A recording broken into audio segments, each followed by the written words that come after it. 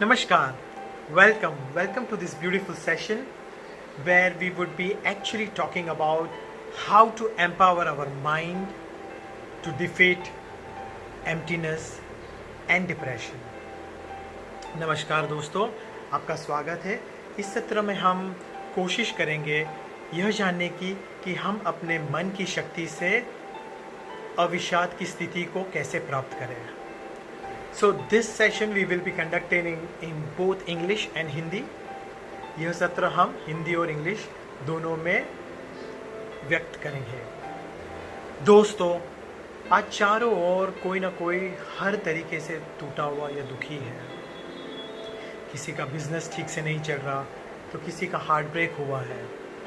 ऐसी स्थिति में यह होना जायज़ है कि वो मन से और तन से बहुत ही विषाद का अनुभव करें। विषाद यानी कि depression. Friends, in today's world almost each one of us are suffering in one form or the other. Somebody is suffering through heartbreak, somebody is suffering major losses in business, somebody through disease, and somebody have lost their loved ones. Each of these states stimulate immense grief within us, and then we go into a state of either depression or loneliness or loneliness. So what do we do to empower ourselves to come out of this state, especially during this times? The whole session is based on these talks. हम इस सत्र में ये जानने की कोशिश करेंगे कि हम अपने आप को किस तरीके से एम्पावर करें, हम अपने अंदर की शक्तियों को किस तरीके से हम उजागर करें कि हम यह जो डिप्रेशन या दुख जो अनुभव कर रहे हैं उस स्थिति से कैसे निकलें, खासकर इस प्रेजेंट स्टेज में जो बहुत ही चैलेंजिंग है सभी लोगों के लिए। We are seeing whether it is poor people or rich people, everybody is suffering in one form or the other. We are listening daily almost, some businessmen, some actors, some actresses, who have achieved name, fame, money, everything, yet they are committing suicide. Why would somebody do that? आज हम सुनते हैं कि काफ़ी successful लोग business में successful है या अभिनेता अभिनेत्री जिन्हें शोहरत, नाम, पैसा, जिनके पास सब कुछ है, फिर भी वह सुसाइडल टेंडेंसी से या सुसाइड भी कर रहे हैं, आत्महत्या भी कर रहे हैं। तो ऐसा क्यों? ये जानना बहुत ज़रूरी है कि इस विषाद की स्थिति में शारीरिक हानि क्या पहुंचती है। तो शारीरिक रूप से यह देखा गया है, काफ़ी सारा साइंटिफिक रिसर्च भी हुआ है और हमारे शास्त्र भी बताते हैं कि शारीरिक डिजीज़ का मूल रूप यह ही लाता है। चरक संहिता में लिखा गया है कि विषादो रोगवर्धनम श्रेष्ठ, यानी कि हर रोगों का मूल आधार या फिर मूल कारण यह विषाद ही है, या विषाद उसमें एक प्रमुख कारण है। चरक संहिता, an ancient scripture, is actually saying that depression or feeling low, that could be one of the fundamental causes of physical disease. इसे हम हल्के में नहीं रह सकते. We cannot take this lightly. Almost in all kinds of diseases does depression or feeling low manifest, from failure of chief organs like heart, liver, kidney, to migraine or thyroid issues or weight gain or weight loss through varicose veins or pain in various body parts, to even lifestyle diseases. Depression could be the chief cause. Sometimes even cancer could be caused through a long-term chronic depression. Hence, it is imperative for us to understand this in the initial phases and take charge. दोस्तों, संशोधन यह दिखाता है कि depression से हमारे chief organ failures हो सकते हैं, जैसे कि हार्ट, लीवर, किडनी। यह भी देखा गया है कि वेरिकोस वेन या शरीर में विविध प्रकार के दर्द, ऑस्टियोपोरोसिस, आर्थराइटिस या फिर ब्रेन के कई फॉर्म्स ऑफ डिजीजेस, ये सभी में विषाद एक मुख्य रोल प्ले करता है। यहाँ तक कि कैंसर जैसे डेंजरस डिजीज़ में भी डिप्रेशन का बहुत ही बड़ा रोल होता है। तो इन्हें समझना, इन्हें जानना, विषाद को समझना और इन पर नियंत्रण करना, ये बहुत बहुत ज़रूरी है दोस्तों। अर्जुन गीता के पहले अध्याय में विषाद योग से गुजर रहे थे। विषाद यानी वह भी बहुत डिप्रेसिव स्टेट में थे, बहुत ही लो फील कर रहे थे, क्योंकि अब वह वैसी स्थिति में थे कि उनके स्वतः के प्रियजन, उनके दोस्त, उनके गुरु, उनके स्नेहीजन, वह वॉर में उनके सामने खड़े थे। अब क्या किया जाए? उनसे लड़ा जाए या सब कुछ छोड़ दिया जाए? Arjun was in a state of dilemma in Gita's chapter 1, which is actually Vishad Yoga, where Arjun goes through a very low feeling or state of depression. He's confused, he's deluded, he's completely deluded that how can I kill my own guru, my own loved ones, my own relatives, family. And in this state of loneliness, Krishna gives him and us the key of how we can come out of depression. इसी विषय पर, इसी गीता के अध्याय में कृष्णा हमें समझाने की कोशिश कर रहे हैं, हमें एक चाबी दे रहे हैं गीता के माध्यम से कि हम अपने विषाद से बाहर कैसे निकलें, हम अविषाद योग में कैसे जाएं। विषाद यानी डिप्रेशन की अनुभूति या स्टेट या फीलिंग ऑफ लोनलीनेस। अविषाद यानी एंटी डिप्रेसिव स्टेट, यानी अविषाद योग आपको एम्पावर करता है ये जानने में कि आप लाइफ में कैसे एम्पावर्ड फील करें, कैसे एक उत्तेजित भावना से जीवन को जिए, है ना। तो यहाँ पर हम गीता और संवेद इसके आधार से जानने की कोशिश करेंगे और प्रैक्टिकल मॉडर्न डे एग्जाम्पल से कि हम अपने आप को कैसे एम्पावर करें। We will now learn how to empower ourselves through the wisdom of Gita and संवेद, so that we can use the power of mind, intellect and the forces within to defeat this state of loneliness or depression and to be a winner in life. वेद कहते हैं असिद्धि भयात विविधेषु कार्यसु सद्दो अप्रवृत्ति ही, अर्थात apprehension of failure, loss results in incapability of mind to function properly. ये क्या कहने की कोशिश कर रहे हैं कि ये जो भय है, भय की जो मिथ्या होती है और उनसे हम जो कार्य करते हैं वह हमें विषाद योग में लेकर जाता है। यह थोड़ा सा सिंप्लीफाई कर कर हम कहने की कोशिश कर रहे हैं।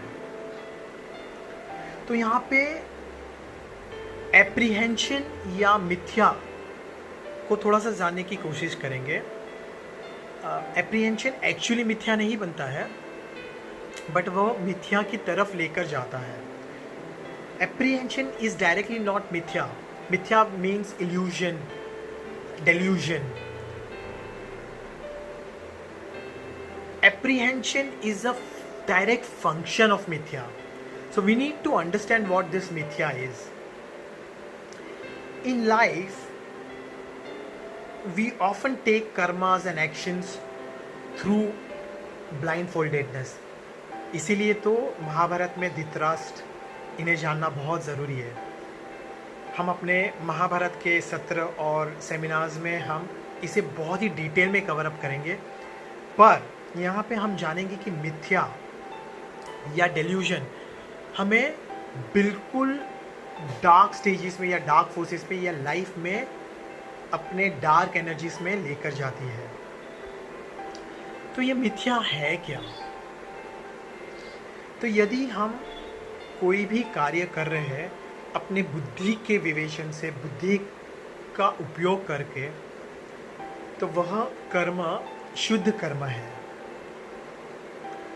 पर यदि हम मिथ्या से कोई कर्म कर रहे हैं तो वह अशुद्ध कर्म है ना?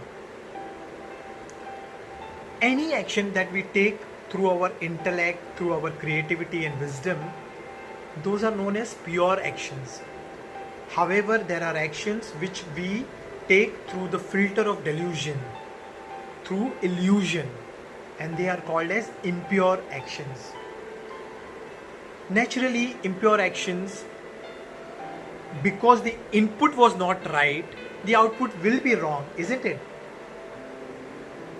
अशुद्ध कर्मों में जो हमने इनपुट डाला वही गलत था, क्योंकि इनपुट शुद्ध नहीं है, इनपुट मिथ्या पर आधारित है।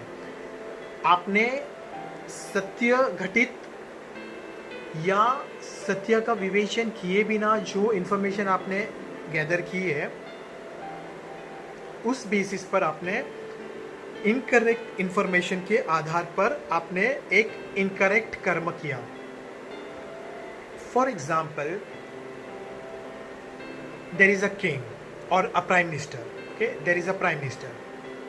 His intelligence agency gives him a wrong information that the neighboring country is going to wage a war against his country. Now, based on that incorrect information of his agency, he takes a wrong action out of fear and he attacks the other country. Okay.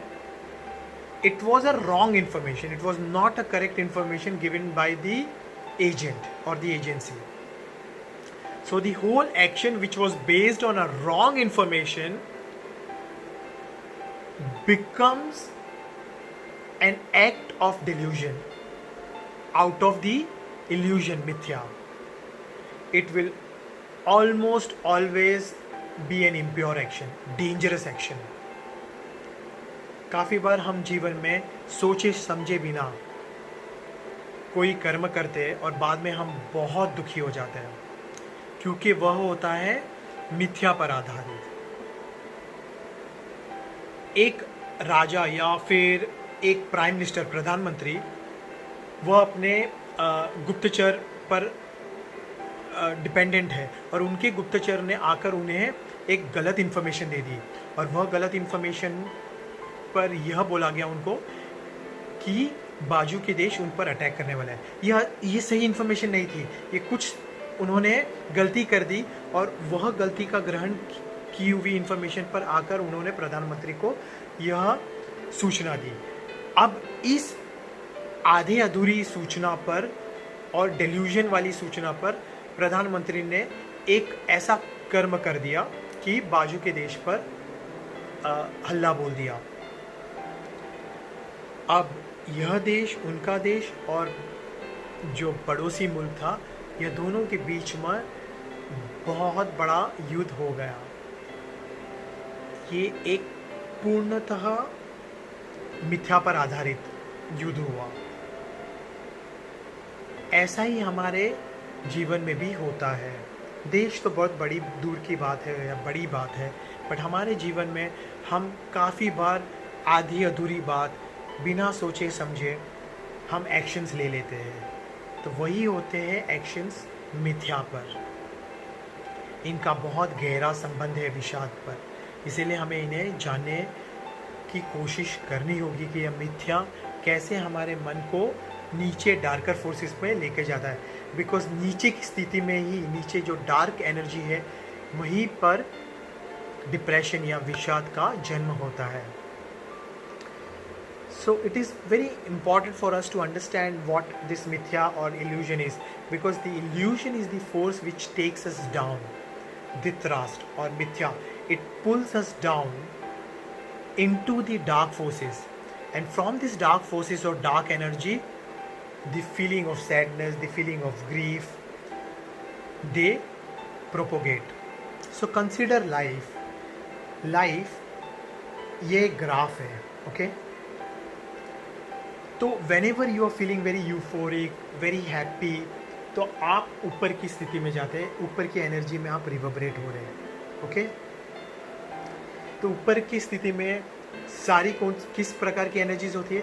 सुख की energy, happiness, joyful, success, powerful, empowered, okay, satisfied, ये सारी स्थिति जो हम ऊपर जो महसूस करते हैं, ये हायर वाइब्रेशंस या ऊपर की एनर्जी है। ऐसे ही जब हम नीचे की स्थिति में आते हैं, तो नीचे की स्थिति में हम क्या महसूस करते हैं? We feel disempowered, we feel low, depressed, sad, angry, resentful. नीचे की यह जो लाइफ की एनर्जी होती है, यहाँ पर हम महसूस करते हैं नेगेटिव वाइब्स या नेगेटिव एनर्जी फॉर्म्स या नेगेटिव वाइब्रेशंस, दुख के, क्रोध के, जेलेसी के, रिजेंटमेंट के, विद्रोह के। इस प्रकार सारी नेगेटिव एनर्जीज यह नीचे के स्तर में हमारे जीवन में बैठी होती है, और हमारा जीवन ऐसे उतार चढ़ाव का एक ग्राफ है। कभी हम नीचे होते हैं, कभी हम ऊपर होते हैं। जब जब हम ऊपर की एनर्जी महसूस करते हैं, तो हम वो वेवलेंथ में होते हैं। ये बिल्कुल वैसे ही है जैसे पुराने ज़माने में वो रेडियो हुआ करता था, आज भी होते हैं। तो रेडियो में हम कोई एक प्रकार का हमें जो गाना सुनना है, तो उस पर हम वो जो चैनल को कैलिब्रेट करते हैं, तो वैसे ही हम हमारे जीवन में भी एनर्जी को कैलिब्रेट करते हैं, है ना, ट्यून करते हैं। तो जिस प्रकार का म्यूज़िक आपको सुनना, आपने उसको ट्यून किया, तो आपने आपके लाइफ में भी उस प्रकार की एनर्जीज़ को अट्रैक्ट किया। तो यदि आप ऊपर की लेवल की एनर्जीज़ पर ट्यून्ड हो, तो आप ऊपर के लेवल की एनर्जीज़ को, सुख की एनर्जीज़ को, पावरफुलनेस की एनर्जीज़ के साथ आप आपके जीवन को जोड़ रहे हो। और यदि आपने नीचे की एनर्जीज़ के साथ अट्यूनमेंट किया हुआ है, तो आप दुख, रिजेंटमेंट, एंगर, यह सब को पुल करते हो। लगभग हम सभी ये ग्राफ में से जाते हैं, बट जैसे जैसे हम मेडिटेशन करेंगे, योग को अपने जीवन में उतारेंगे और संवेद में सीखेंगे कि इसके बेसिक सिंपल फंडामेंटल प्रिंसिपल्स क्या है, तो उस बेसिस से हम यह जानेंगे कि हम अपने आप को किस स्थिति में किस प्रकार से यह अट्यूनमेंट कर सकते हैं। So we usually in life we perform like a radio wave, and like we tune to a radio depending on which our favorite radio station is. Similarly in life we usually tune to higher energies or lower energies, the energies of happiness and the energies of sadness, and based on what we have attuned to, we start pulling more of that energy, that happiness or sadness. Happiness and sadness are the two level graph of our life. सुख और दुख, यह ऐसे दो boundaries बन जाती है हमारी लाइफ की। सुख यानी कि ऊपर की एनर्जीज, और दुख है यानी कि नीचे की एनर्जी फॉर्म्स। यह सुख और दुख आखिर में है क्या, इन्हें जानना पहचानना बहुत बहुत ज़रूरी है। तो सुख और दुख, हमें लगता है कि यदि हम किसी चीज़ को या किसी व्यक्ति को पा लेते, तो हमें लगता है कि हमें सुख मिलेगा, है ना। अक्सर ऐसा ही मान्यता होती है। और कोई व्यक्ति या कोई वस्तु हमें नहीं मिलती या फिर हमसे दूर हो जाती है, तो हम दुख का अनुभव करते हैं। पर क्या सच में सुख या दुख यह वस्तु पर या किसी व्यक्ति पर आधारित है? it is important for us to know what is this happiness and sadness, and what is sadness and happiness dependent upon. Usually we think that when we achieve a certain target or we acquire certain wealth or certain material form, then we will be happy. Or if we achieve someone or someone's attention or someone's love, then we feel that we will be happy in life.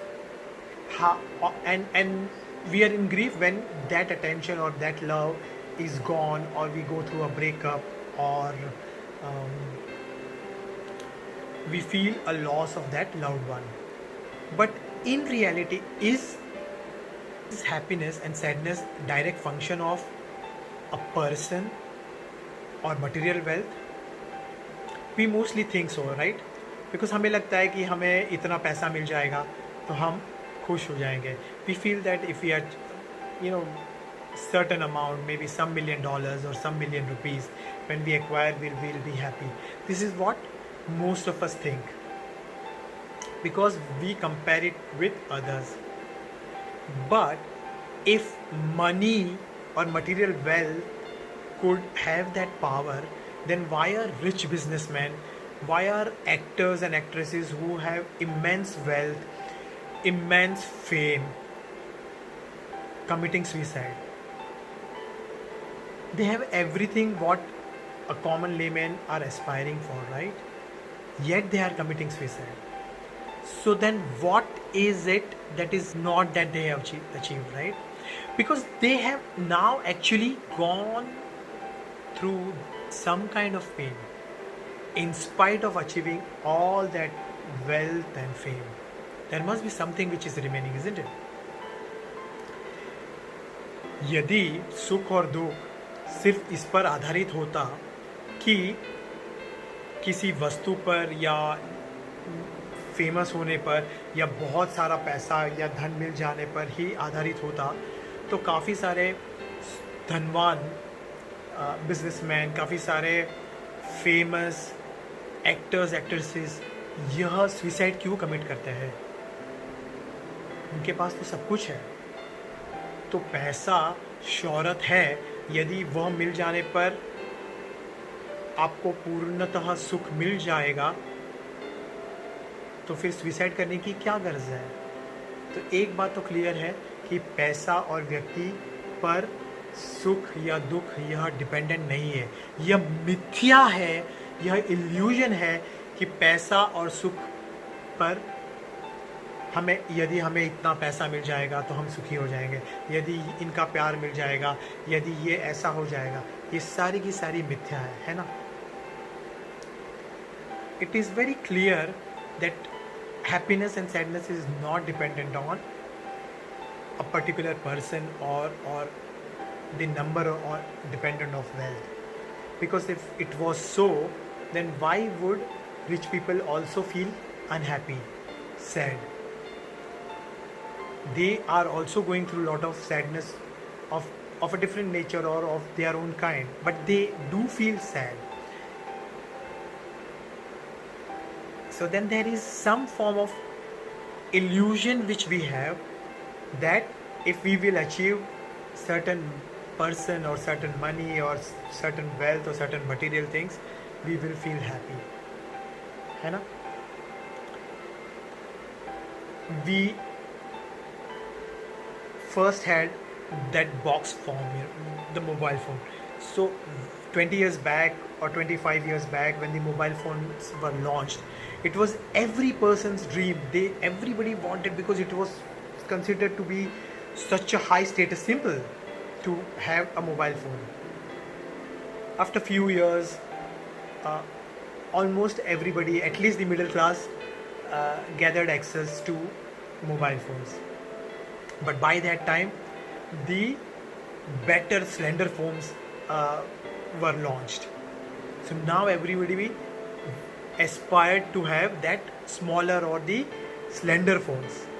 Now they didn't wanted those bigger phones. So by the time one got hands to the slender phone, one was now very happy that wow, I have. but within a year or so the smartphones were launched. Now everybody wanted those intelligent or smartphones. One fine day the iPhone was launched, and now achieving that iPhone will give me happiness, right? So now I wanted iPhone. So somehow I bought this expensive iPhone. I was very, very happy. So for few days, few months, I was very happy showcasing this iPhone.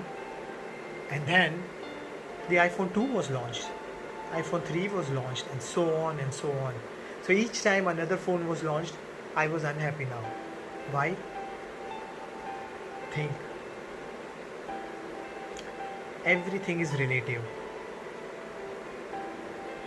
हमें लगता है कि हम एक चीज़ की प्राप्ति कर लेंगे तो हमें सुख का अनुभव होगा. जैसे कि 20-25 साल पहले सभी को ऐसा लगता था कि हमारे पास एक मोबाइल फ़ोन होना चाहिए, बिकॉज़ वह एक सिंबल था, स्टेटस सिंबल, कि भाई आपके पास मोबाइल फ़ोन है. तो जैसे ही मिडिल क्लास और सभी लोगों, लगभग किसी के पास वो मोबाइल फ़ोन को का अनुकरण करने की क्षमता आ गई, तब तक दूसरे पतले वाले फ़ोन, छोटे वाले फ़ोन लॉन्च हो चुके. तो अब उसमें आपको सुख नहीं है, आपको अभी वो छोटा वाला फ़ोन चाहिए. जब आपने वो छोटा वाला फ़ोन ले लिया और आप अभी सुखी हुए ही थे, तब तक मार्केट में एक स्मार्टफ़ोन हो गया. स्मार्टफ़ोन आपने जैसे वैसे कर कर जुटाया, तब तक आईफोन आ चुका था. आईफोन 1 आपने ख़रीदा, उतने में आईफोन 2 आ गया. तो बस ये बदलते ही जा रहा है. तो आपको लगता है कि आपके पास कुछ लाख रुपए होंगे तो आप सुखी होंगे. जब आपके पास कुछ लाख रुपए आ जाते हैं तो आपको लगता है अभी मेरे पास कुछ करोड़ रुपए होने चाहिए. कुछ करोड़ रुपए आ जाते हैं, बस ये सिलसिला चलते ही रहता है. सुख नहीं मिल रहा है. हमें लगता है हमें ऐसे दिखने वाली बहू मिल जाएगी, या पत्नी मिलेगी, या पति मिलेगा. वो मिल जाने पर एक दूसरे प्रकार का दुख शुरू हो जाता है ना. किसी को लगता है पड़ोस की बीवी ज़्यादा अच्छी है, या वो वाला फ्रेंड ज़्यादा अच्छा है ना. ऐसा ही हो रहा है. हम अपने पास जो चीज़ है उससे सेटिस्फाइड हो ही नहीं रहे, और वहाँ से दुख की स्थिति बढ़ते जा रही है. डिप्रेशन की, विषाद की स्थिति का प्रकोप होते जा रहा है. By the time we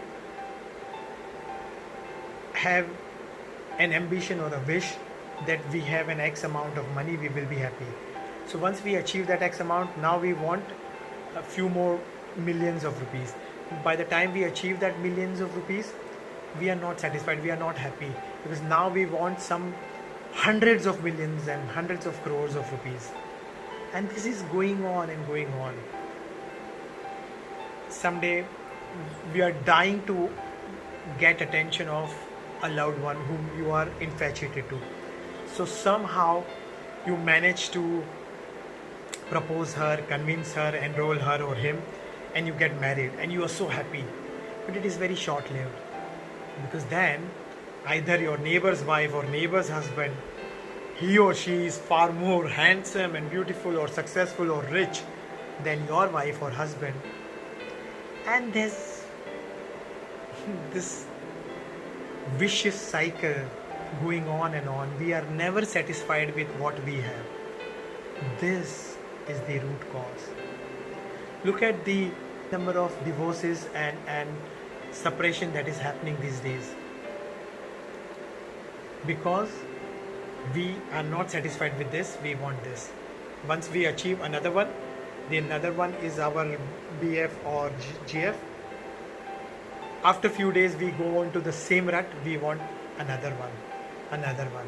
We are not happy. What we are doing with the material wealth or the material phone, we are repeating that with our relationship also, isn't it? So जो हम अपने phone के साथ में, अपने कपड़ों के साथ में करें कि थोड़े दिन यह कपड़ा पहना, बहुत पसंद आया, आपने महंगा कपड़ा ले लिया किसी ब्रांड का, कुछ दिनों के बाद आपका जी भर गया, अब वो वैसे ही आपके वार्डरोब में पड़ा है, अब आपको नए कपड़े चाहिए. और नए कपड़े चाहिए और नए, इसका कोई अंत ही नहीं है। हम सुख का अनुभव कर ही नहीं रहे हैं। कुछ दिनों कुछ क्षण के लिए कर रहे हैं, फिर वापस विषाद में जा रहे हैं। और जो हम कपड़ों के साथ कर रहे हैं, फ़ोन के साथ में कर रहे हैं, वैसा ही हम आजकल अपने रिलेशंस के साथ में भी कर रहे हैं। एक बॉयफ्रेंड, पति, गर्लफ्रेंड या वाइफ, पत्नी, ब्रेकअप, डिवोर्स, अब दूसरे के साथ में रिलेशनशिप की, वहाँ पे भी हमारा मन नहीं भर रहा, जी नहीं भर रहा, हम कुछ और ढूंढ रहे, वहाँ पे ब्रेकअप, फिर तीसरा, फिर चौथा, और ये अनंत काल तक चलते रहेगा, क्योंकि हम जी रहे हैं मिथ्या में। This is happening because we are living in illusion, and this is where the main problem is. If we will understand the key of this, then we will capture what and where we are deluded. Then we can actually correct our path to life. यहीं पे चाबी छुपी हुई है। एक बार हम मिथ्या को समझ लेंगे और ये जीवन पूर्णतः मिथ्या, हमें लगता है हम आए हैं यहाँ पे अच्छी स्कूल में जाएंगे, अच्छे स्कूल में बच्चों को डालेंगे, फिर वो स्कूल से निकलेंगे तो अच्छा कमाएंगे, अच्छा जॉब मिलेगा, खूब पैसा बनाएंगे और खूब पैसे से खूब अच्छा घर लेंगे, खूब अच्छी गाड़ी, खूब अच्छी फैमिली बनाएंगे, और एक दिन अंत आ जाता जीवन का। पूरी जीवन आप एक चीज़ के बाद दूसरी चीज़ों के पीछे पड़े थे, एक घर के बाद बड़ा घर, बड़े घर के बाद एक गाड़ी के बाद बड़ी गाड़ी, एक शादी के बाद बड़ी शादी, या अपने बच्चों की बड़ी शादी करवानी है, आपको बड़ा शो ऑफ दिखाना है, और इसी चक्कर में पूरा जीवन आपने कमाने धमाने में निकाल दिया, सोसाइटी के प्रेशर्स में, दूसरों को दिखाने के डेल्यूजन में, मिथ्या में आप अपने आप के अंदर की आवाज़ को भूल गए हो। You have actually forgotten why you have come here on this earth. You came here for a bigger purpose, a higher purpose. And how will other people or other energies or some form or somehow give you that happiness which is inside of you? You forgot that totally in this illusion. You actually did. That is where the whole pain is coming from. We are so deluded, so disillusioned. हम पूर्णतः भूल गए, हम बाहर के इंद्रियों के विषय में इतने डूब चुके हैं, हमें लगता है कि हमारी खुशी बाहर के लोगों पर, बाहर के विषयों पर आधारित है। यहीं पर तो पूरा गेम हम गलत खेलने लग गए। आनंद या सुख नहीं है, बाहर की दुनिया में सुख और दुख का गेम होता रहेगा। Joy is a constant factor which is with in us. Joy ये हमारे में है, आनंद ये सुख नहीं है। जॉय यानी आनंद ये हमारे अंदर की एक प्रॉपर्टी है, खुद के अंदर छिपी हुई। जब हम अपने अंदर चले जाएंगे और इसे महसूस करेंगे तो बाहर की चीज़ों पर इसका कोई प्रभाव नहीं होगा, चाहे वह चीज़ या व्यक्ति आए या जाए, आप पर इसका कोई प्रभाव नहीं होगा जब आप अपने अंदर अपने सच्चे आनंद को पकड़ लेंगे।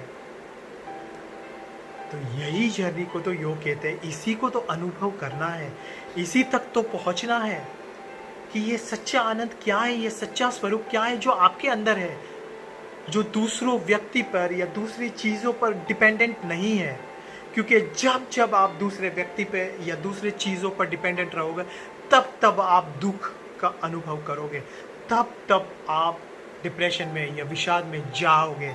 यही तो गीता में कृष्ण कहने की कोशिश कर रहे हैं कि ये सभी से डिटैच्ड हो जाओ, उनके साथ का कनेक्शन बिल्कुल रखो, बट अपने आप के अंदर को अनुभव करो।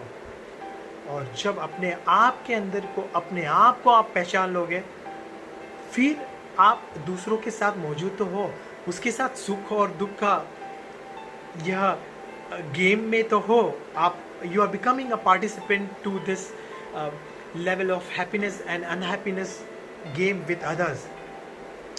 However, when you have known the real self within your own self, that is the time when you have empowered yourself. You will play those games. However, you have taken away the power from the others or the other things. You have taken that power from the outside and you have taken that power within yourself. Now the others will not be able to make you happy or depressed or unhappy. To achieve this state, we have to do certain sadhanas or certain steps, which includes meditation, yoga, some practical principles which we will learn slowly. Don't worry, today also I will give you some concepts. However, that detailed principles and everything we will encompass and learn in the chapters of Sunved and life transformation seminars.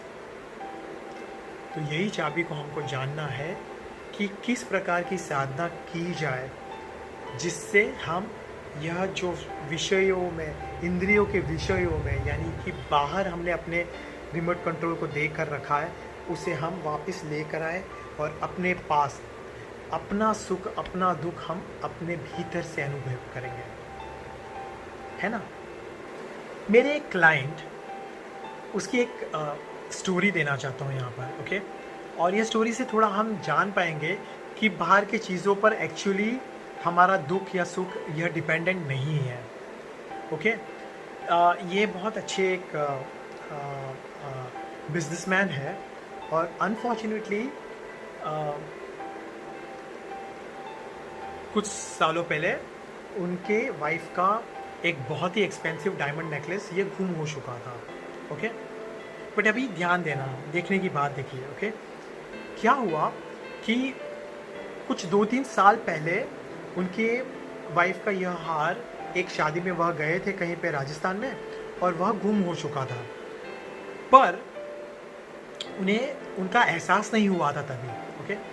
और एक दिन जब हम उनके घर पर गए थे कुछ काम के विषय से, और तभी उनको दूसरे मैरिज में जाना था और उनकी वाइफ को याद आया कि वो उनको पहनना है, और फिर वो ढूंढने की कोशिश कर रहे थे और ढूंढते ढूंढते ढूंढते बहुत स्ट्रेस में आ गए क्योंकि काफ़ी एक्सपेंसिव, कुछ लाखों का वो हार था और वो मिल नहीं रहा था। और फिर सडनली उनको याद आया कि ये शायद 3 साल पहले जहाँ पर गए थे वहीं पे वो उनसे लॉस हो गया है, वहीं पर कहीं पर घूम गया है।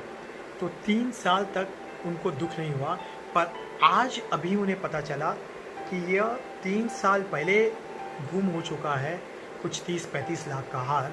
अब उन्हें बहुत दुख हो रहा है, बहुत ज़्यादा दुख हो रहा है। अब 3 साल तक दुख नहीं हुआ, हार गुम गया था 3 साल पहले, पर अब दुख हो रहा है। क्यों? क्योंकि अब उस चीज़ पर फोकस गया। ध्यान देना, क्योंकि अगर चीज़ में वह हार से सुख या दुख जुड़ा होता था डायरेक्टली, तो 3 साल पहले जब हार गुम गया था तभी ही दुख होना चाहिए था, नहीं। बट मन का फोकस आज अभी गया और दुख अनुभव। सोचने वाली बात है ना, है ना। A very interesting story I want to share with you is I had this one client. One fine day I just visited them for some important work of interiors which they wanted to do. Now he's a very rich businessman and he had gifted his wife approximately 35-40 lakhs or 25-35 lakhs very expensive diamond necklace. Now this necklace the wife had actually lost somewhere about 3 years back, okay, in a marriage ceremony which she had gone. But suddenly today she was trying to search because she had to attend another ceremony, and she was searching this, and while searching from morning till evening, you know, she was searching, and she's becoming tensed and more tensed as and when time is passing. And suddenly she realized that, oh, the last time I wore this, and I think I left this in that particular hall somewhere, and I've forgotten this.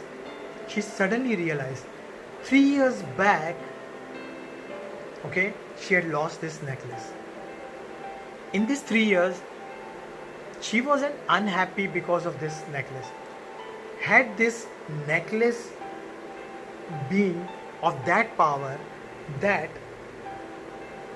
gives her happiness, then the moment she lost 3 years back, automatically she should have been unhappy and very sad, right? No. Today, when she recalls that she has lost that necklace, she is very unhappy now. Please pay attention and try to understand. If the necklace had the power to give her happiness or unhappiness, she should have been unhappy then only. But no, she is unhappy now. Now that in her mind she perceived that she has lost. Isn't this true with even human beings? The day when we lose our loved ones, when they pass to the heavens, or when somebody will break up with you and go away, or separate with you for some reason or the other, when our loved ones, they go away to another country or a place, suddenly we suddenly start giving them more value, right? Again, the same mithya is working, because now our focus is onto the beautiful memories. Till the time our loved ones were with us or alive with us, we were taking them granted, है ना? तो जैसे ही वो necklace में power नहीं है, वैसे ही हम अनुभव करते हैं कि हमारे जीवन में व्यक्तियों के साथ भी हम इसी मिथ्या के साथ जीते हैं. देखिए ना, जब हमारे कोई स्नेही जन जिनके साथ हम बहुत ही प्यार करते हैं, वो अचानक से स्वर्गवासी हो जाते हैं या हमें छोड़कर दूर रहने चले जाते हैं, तब हमें बहुत दुख होता है. पर जब वह हमारे साथ थे, तब कितने पल हम उनके साथ खुशी से बिता रहे थे या बिताने की कोशिश कर रहे थे. ज़्यादातर हम अपना समय अपने मोबाइल्स में, अपने विचारों में, अपने जॉब में, है ना, अपने एम्बिशंस को या अपने सुख की अनुभूति करने के पीछे पड़े थे. उनको तो साइड ट्रैक ही करके रखा था. अब वो चले गए तो हम सोचते, अरे यदि वो हमारे साथ होते तो हम यह करते, वह करते, और फिर हमें दुख होता है ना. Now we connect our focus that our loved ones who have gone far away from us, now we replay inside of our mind illusion that we would have done this or we would have done that had they been with us. But when they were with us, or when they are actually with us, we take them for granted and we are into our phones, on WhatsApp, on social media, or we are busy working for our dreams or so-called illusionary dream life, busy chasing that life and losing on our moments who are presently alive, throbbing with us. No, we are not present with them, right? यही तो meditation कहना चाह रहा है कि आप present में आ जाइए, आप इस अनुभव में, इस एक्सपीरियंस में आ जाइए कि आप जिनके साथ है पूर्णतः उनके साथ रहिए. Experience the complete moment. जो खा रहे हैं उसे पूर्णतः खाइए, उसके एहसास में चले जाइए. तो यह नहीं होगा कि आप कैसा टेस्ट होटल का था वो ज़्यादा अच्छा लग रहा है, क्योंकि आप पूर्णतः उस एक्सपीरियंस में चले जाएंगे कि ये कैसा है. तो ऑटोमेटिकली आप अपने इंद्रियों के विषय से डिस्कनेक्ट हो जाएंगे, क्योंकि आप प्रेजेंट एक्सपीरियंस में चले गए. जो आपके साथ में है उनके साथ आप टोटली कनेक्ट हो जाएंगे. तो आप अपना फ़ोन वगैरह छोड़कर उनके साथ टोटली कनेक्ट हो जाएंगे. मैं नहीं कह रहा हूँ कि 100% उनके साथ रहिए, बट कुछ ऐसा समय अपने लव्ड वंस के साथ, यह आपको डिप्रेशन से निकालने में, विषाद से बाहर निकालने में सबसे नंबर 1 काम करेगा. जिनके साथ हो और जो एक्सपीरियंस के साथ हो, उसे 100% अनुग्रहण करने की कोशिश करिए. तब जाकर आपके माइंड के अंदर जो वो कैसेट दुख की रिप्ले हो रही है जिसकी वजह से आप डिप्रेस्ड हो, वो बाहर निकल जाएगी. The first thing what you can do is go into the 100% experience of the present moment, of whom you are with or what you are experiencing. If you are eating, if you are writing, if you are playing, if you are breathing, if you are listening to a music, if you are watching, if you are being creative, or if you are working, go 100% into it. When you are 100% into the flow of it, the monkey mind, which is actually telling the stories, will shut off. You need to shut off that monkey mind, because that is where your depression is coming from. You are not depressed by yourself. That mind is playing the cassette of sadness and loss of loved one or loss of material wealth. That has happened in past, gone. You are here throbbing in this present moment. Live that moment. That is meditation.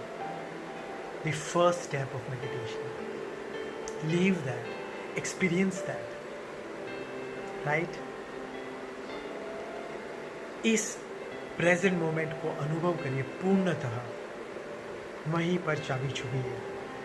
आप अपने आप को depression के बाहर लाने में बहुत ही सक्षम हो जाएंगे, क्योंकि वहाँ पर आप अपने मंकी माइंड का चैटर बंद कर देंगे.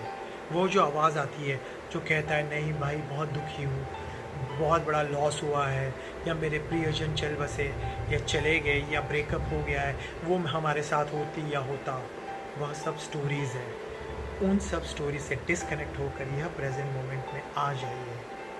Focus on your breath, focus on your life, the present life which is throbbing inside of you. उसे अनुभव करिए. देखिए कैसे यहीं के यहीं आपका मन बदलेगा. यहीं पे आप आपके इंद्रियों के विषय जो बाहर थे उसे अपने पास खींचकर अपने पास अपने भीतर लेकर आ रहे हो. Grab the reins and the control of your life.